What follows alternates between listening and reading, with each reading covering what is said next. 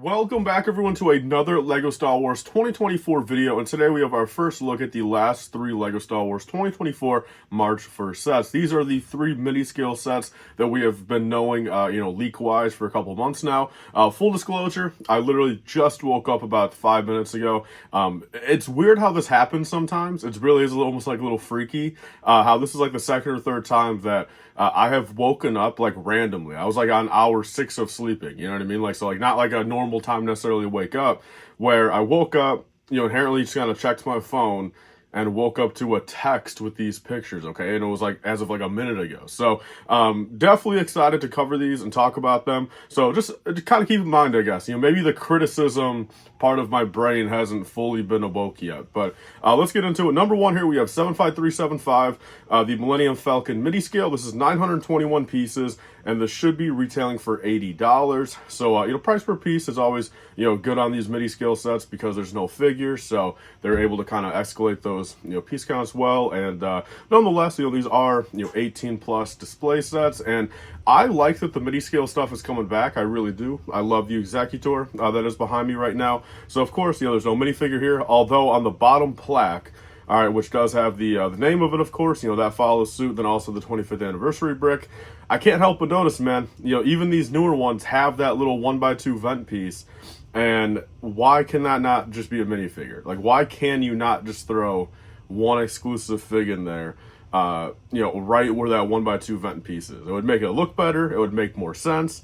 I would just love to know what their thought process is behind literally pretty much making a perfect minifigure spot, but not including minifigures. But so these don't even have 25th anniversary figures. So on March 1st, the only two sets that have the 25th anniversary figures even are the boarding hallway scene and the R2-D2. So nonetheless, though, man, this Falcon looks fine. My initial thoughts is really not one way or the other. I think it looks fine. I'm not mad that there's another Falcon on the shelf. If anything, it makes perfect sense. Number one, if they're bringing back MIDI-Scale, they need to have a Falcon at some point. It's been over a decade since the last one, so it is a remake of an older version in modern day scale and modern day techniques, which is always appreciated, and it definitely looks better and more detailed than that, one from 10 years ago for sure.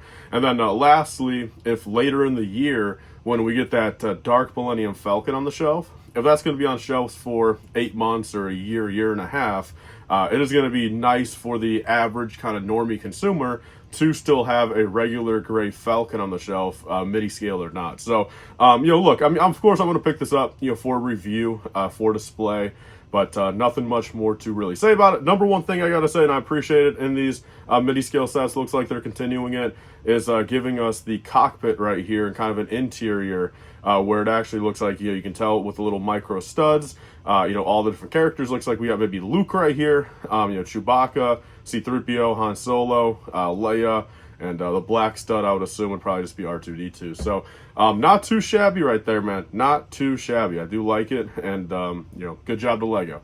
So next up here, we have the 75376, the Tantive 4 MIDI-Scale ship.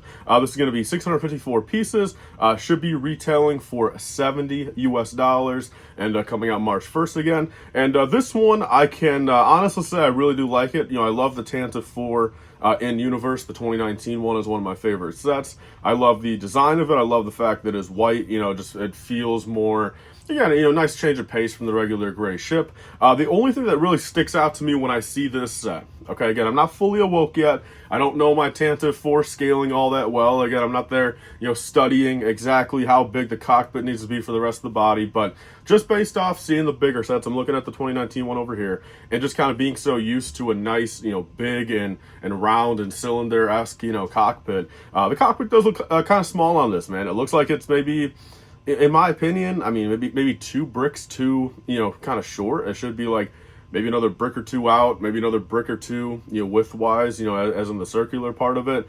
But that's really the only thing that kind of like instantly sticks out at me. But so other than that, though, I guess leave a comment down below. I mean, if it actually looks accurate to scale, let me know. Maybe I'm wrong on that. But it just kind of first glance, it does look kind of tiny for the rest of that body. But the rest of the body looks great. Really kind of hard to mess up on these MIDI-Scale sets. I think they do a perfectly fine job. They're putting a lot of smaller details in, and they really have everything. Of course, they have the the proper amount of engines in the back, which is always appreciated. You know, not something to you know, hopefully they never mess that up on a Tantive 4 set. I know they wouldn't since it's OT, but they also have the 25th anniversary brick, the little plaque in the front, and then same with the fake minifigure stand with that 1x2 vent. And then they do have some micro studs in the inside too. Looks like C-3PO and Princess Leia. So I like that, man. That's really cool of them to continue that stud thing. So yeah, you know, look, so far, of course, I like this more than the Falcon. Just, you know, in universe, I like the ship more. And yeah, I'm gonna pick this up, of course, for review and display. So there's my thoughts on that. All right, then lastly, guys, the set that most of us have been waiting for, most of us have been the most hyped for. It is the first prequel era, you know, MIDI-Scale set they're doing. And this is the Invisible Hand right here, 75377, 557 pieces. And this should retail for 53 USD, you know, 52.99. Maybe that's subject to change. Maybe it'll end up just being a flat 50, maybe a flat 55. But the rumor and leaked price, you know, for the past couple months has been 52.99 for some reason. But yeah, so this one's definitely the closest when it comes down to like price per piece, I guess. But again, I mean, does that really matter? I don't think so. You know, on a set like this, I don't think it really matters. But this one is, I guess, maybe technically the worst deal of the bunch. But you know, whether that's just like prequel tax, they know people are going to buy it, who knows? All right, that's just the tinfoil hat theory. But nonetheless, right here. So Invisible Hand, man, this looks great. I think preemptively nothing sticks out that's wrong to me. I think it looks fantastic. Of course, we've got the brick, we got the plaque, we got the fake minifigure, you know, vent over there. And the only thing I can say about this so far is based off these pictures, we don't have exact pictures of what the interior would look like if they do have the studs or not. I would assume so. Hopefully that's not just an OT set thing, but it can split in half, you know, recreate, you know, authentic details, including the hanger.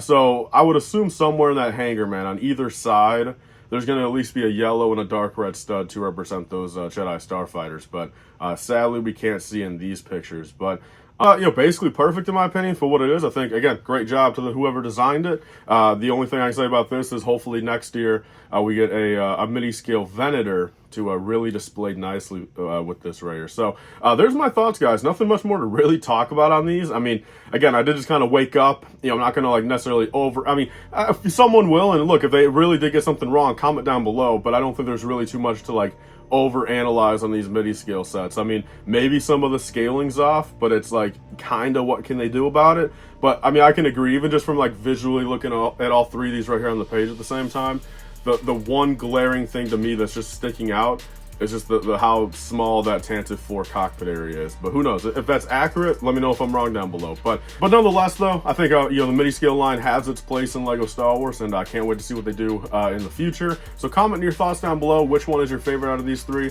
Did they do anything wrong, you feel? What do you wish these had? And you know, do you guys actually like these, and will you guys pick these up day one or not? So I'll see you guys on the next one. Bye, guys, and stay safe.